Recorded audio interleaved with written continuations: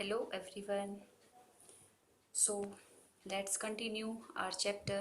Earlier in the previous class we have studied about the rag pickers of Simapuri.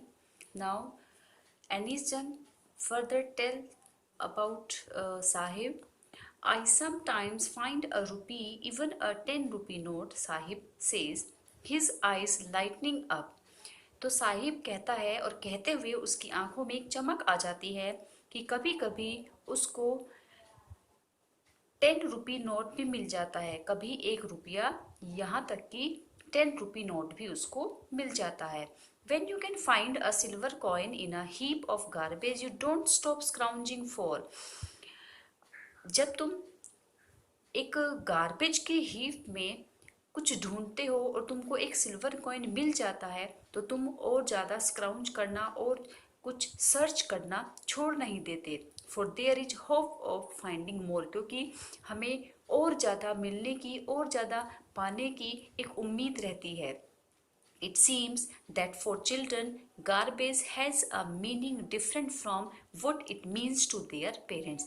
और ऐसा प्रतीत होता है कि बच्चों के लिए गार्बेज का मीनिंग डिफरेंट है जबकि उनके पेरेंट्स के लिए अलग है. For the children it is wrapped in wonder, कि बच्चों के लिए ये वंडर आश्चर्य से लिपटा हुआ है. For the elders it is a means of survival, जबकि उनके बड़ों के लिए, उनके पेरेंट्स के लिए रेग पिकिंग का मतलब सर्वाइवल से है. One winter morning, I see Sahib standing by the fenced gate of the neighborhood club, watching two young men dressed in white playing tennis. तो एक दिन विंटर मॉर्निंग में नैरेटर ने साहिब को एक fenced gate of the neighbourhood club, उनके neighbourhood में एक क्लब था, उस क्लब के गेट के बाहर एक फेंस्ड गेट, फेंस्ड का मतलब है कि उसके चारों तरफ एक कुछ ऐसे बाउंड्री बनाई हुई थी, तो उस गेट के बाहर पर वो खड़ा हुआ था. Watching two young man dressed in white, और दो लोग जिन्होंने वाइट कपड़े पहने हुए थे उनको टेनिस खेलते हुए देख रहा था. आई लाइक द गेम, तो ही हम्स, वो बड़बड़ाता है कि मुझे वो गेम पसंद है. Content to watch it standing behind the fence, और उस गेम को, जो गेम उसको पसंद था, उसको वो देखकर ही संतुष्ट हो रहा था और फेंस के पीछे से वो उसको खड़े होकर देख रहा था. I go inside when no one is around, he admits, और इस बात को वो एडमिट करता है, एक्सेप्ट करता है, कन्फेस करते हुए कहता है कि वो अंदर जाना चाहता है जब वहां पर कोई भी ना हो.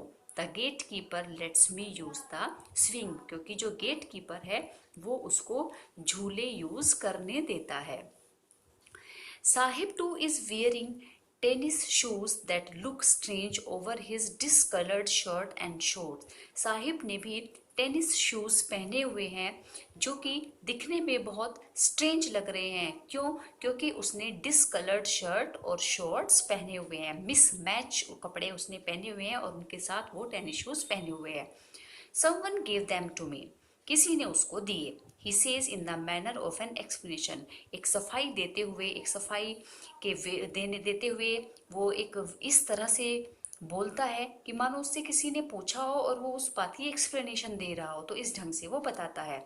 The fact that they are discarded shoes of some rich boy, और सच्चाई ये है कि वो किसी रिच बॉय के डिस्कार्डेड मीन्स फेंके हुए शूज हैं.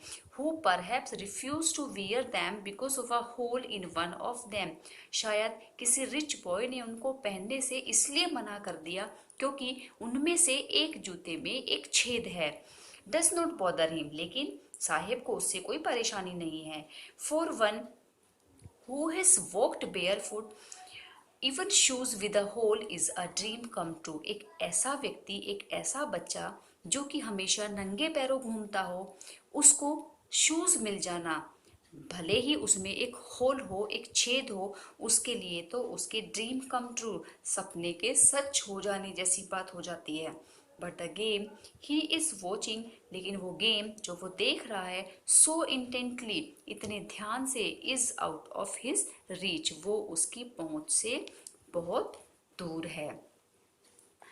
This morning Sahib is on his way to the milk booth, तो उस दिन सुबह को साहिब को नरेटर ने रास्ते में देखा, वो मिल्क बूथ की तरफ जा रहा था। In his hand is a steel canister, उसके हाथ में एक स्टील का कैनिस्टर था। I know work in a tea stall down the road, he says, तो वो कहता है कि वो अब एक टी स्टॉल पर, डाउन द रोड की सड़क की उस तरफ एक टी स्टॉल पर काम करता है। पॉइंटिंग इन द डिस्टेंस, और ऐसे बहुत दूर वो इशारा करते हुए बोलता है। I am paid 800 rupees and all my meals, और वो आगे बताता है कि उसको टी स्टॉल पर काम करने के 800 रुपये मिलते हैं और दिन का खाना मिलता है। Does he all my meals, उसको पूरे दिन का खाना मिलता है। Does he like the job, I ask, तो नरेटर ने उससे पूछा कि क्या उसको ये जॉब पसंद है। His face I see has lost the carefree look, लेकिन नरेटर ने उसके फेस को जब देखा तो उसके चेहरे पर जो केयर फ्री लुक था वो गायब था। इट मीन्स कि उसके चेहरे पर चिंता के भाव थे। इससे पहले जब वो रैग पिकिंग करता था तो उसके चेहरे पर कोई वरी, कोई एंजाइटी, कोई टेंशन नहीं थी। The steel canister seems heavier than the plastic bag he would carry so lightly over his shoulder, जो वो स्टील का कैनिस्टर था वो अब हैवियर लग रहा था, भारी लग रहा था। किससे? देन द प्लास्टिक बैग, उस प्लास्टिक बैग से जिसको वो कैरी करता था इतने लाइटली अपने शोल्डर के ऊपर। तो अब उसको वो प्लास्टिक बैग से कहीं ज्यादा भारी कनिस्टर लग रहा था। द बैग वॉज हिज, क्यों? ऐसा क्यों था?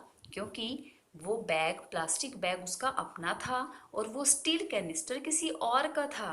The canister belongs to the man, वो कैनिस्टर किस व्यक्ति से बिलोंग करता था? Who owns the tea shop, जो कि टी शॉप का मालिक था। Sahib is no longer his own master, Sahib पहले अपनी मर्जी से अपना काम करता था रैग पिकिंग का, लेकिन अब वो अपनी इच्छाओं का मालिक खुद नहीं रह गया था। अब वो किसी के अंडर काम करता था, अब वो एक सर्वेंट था और उसका मास्टर कोई और था जो कि एक टी शॉप का मालिक था।